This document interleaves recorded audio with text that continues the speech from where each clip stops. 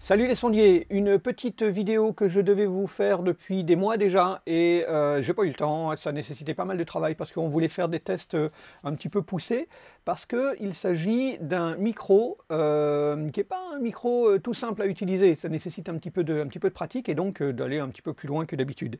De quoi s'agit-il? Eh bien il s'agit d'un micro qui nous a été confié par ProDype et c'est un micro à ruban stéréo. Alors vous voyez comme il est superbe.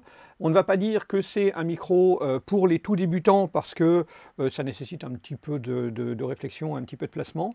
Mais disons que pour un deuxième ou troisième micro, ça peut être intéressant d'avoir ça dans sa bijoute parce que ça peut couvrir des besoins assez particuliers, c'est assez vaste, c'est assez versatile du fait qu'il est stéréo. Alors on va voir ça tout de suite. Un petit unboxing très rapide. Donc on a ici la boîte et nous allons l'ouvrir ensemble. Ça va prendre à peu près 4 secondes. Donc la boîte, on l'ouvre, qu'est-ce qu'on a dedans? On a, à part la documentation, qui est très bien, nous avons le micro, évidemment, ça c'est logique. Est-ce que je vous ai dit le nom? Ah ben non, je ne vous ai pas dit le nom. Alors c'est le RSL Ribbon Stereo Lanen de chez ProDype.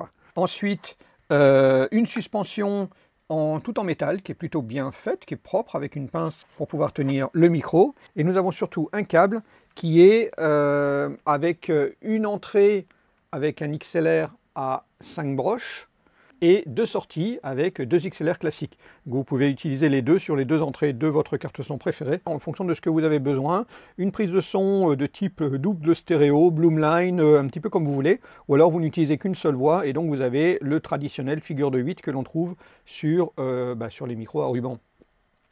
Alors on va l'essayer sur une guitare électrique, je vais brancher une Stratocaster dans un ampli PV Basic 60. Ensuite on va l'essayer sur une guitare sèche pour essayer de récupérer en utilisant de nouveau la stéréo, la 12e frette et puis un peu la rosace et on va voir comment est-ce qu'on peut doser un petit peu les deux. Voilà, c'est parti.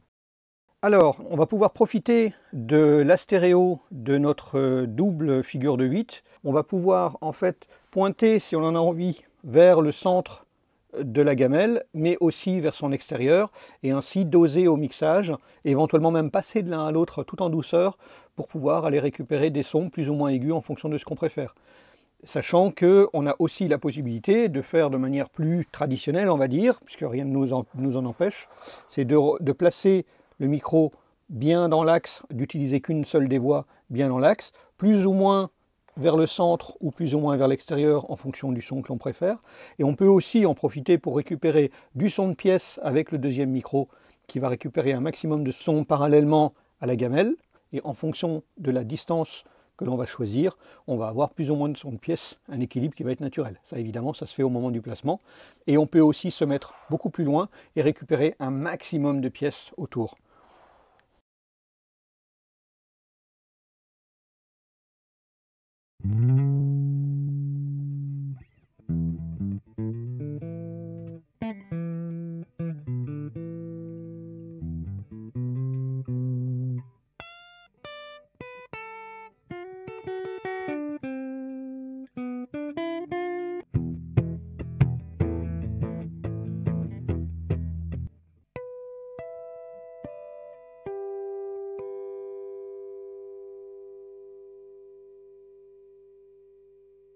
Sur une guitare classique ou sur une guitare folk, on va pouvoir utiliser les deux micros, les deux directivités. Par exemple, placer l'un qui pointe vers la 12e frette et l'autre qui pointe vers la rosace. Alors la rosace, parfois le son est un peu brouillon, mais parfois il est intéressant, il a aussi des sons intéressants. Et donc en le dosant avec la 12e frette, on peut avoir un son qui sera un peu plus riche, un peu plus intéressant, tout en étant parfaitement compatible mono. Et de nouveau, on a de la pièce puisque ce sont deux figures de 8 qui récupèrent à la fois, en fonction de la proximité, du son proche et du son de la pièce.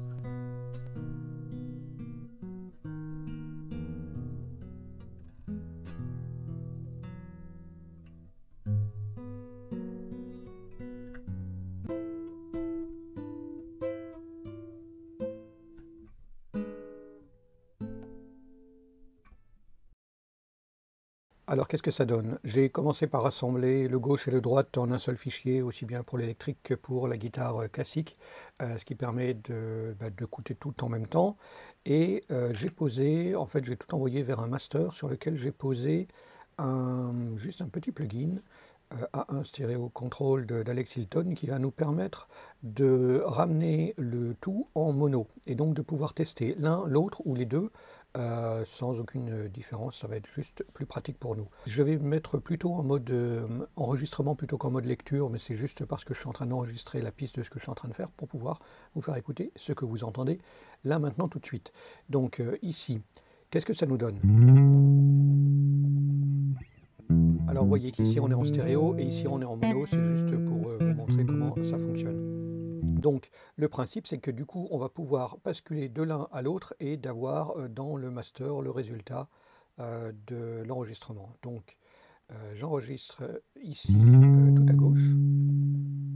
Alors, vous voyez qu'on a beaucoup plus de graves, donc on a une assise beaucoup plus grave. Ici je vais de l'autre côté.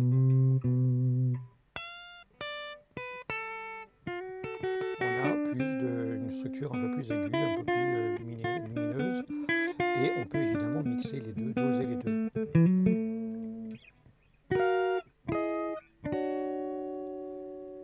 Si je repars au centre, donc là j'ai mix les deux.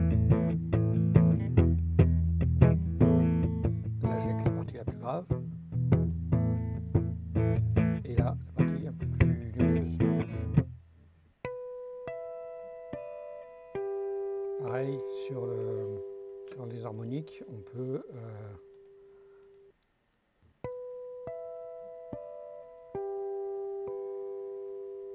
je le refais de l'autre côté.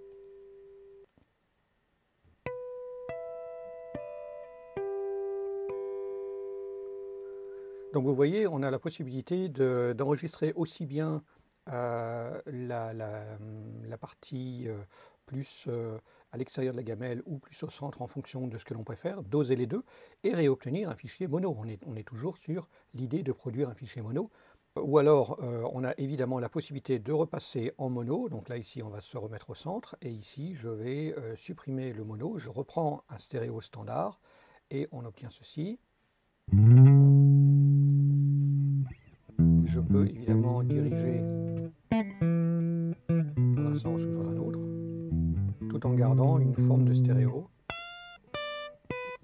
Donc ça aussi c'est un choix que je peux faire, d'utiliser les deux sources comme je préfère. Je peux aussi élargir ou raccourcir ma stéréo comme j'en ai envie. Ça c'est la base. Sur la guitare classique, je repasse en mono pour écouter la guitare classique. Sur la guitare classique, soit on prend directement la 12e frette ici, ou alors la rosace, un peu plus brouillonne,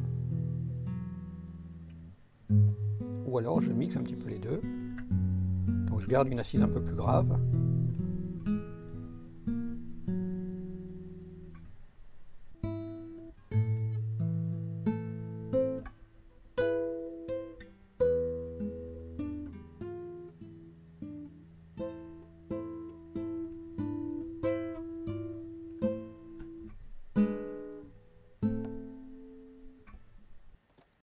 Voilà, donc je ne sais pas ce que vous en pensez. Moi, je me suis beaucoup amusé avec ce petit appareil et évidemment, comme je disais, c'est pas le premier micro qu'on mettrait dans sa bijoute, mais un deuxième ou troisième micro pour se faire plaisir à Noël.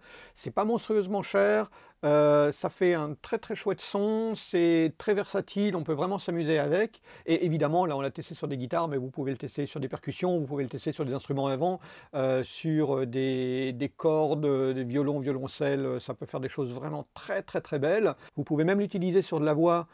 Évidemment, on va essayer d'éviter de souffler sur le ruban, mais soit avec un anti-pop. Mais de toute façon, la grille m'a l'air d'être plutôt bien conçue et très fine pour pouvoir empêcher de réellement souffler dessus.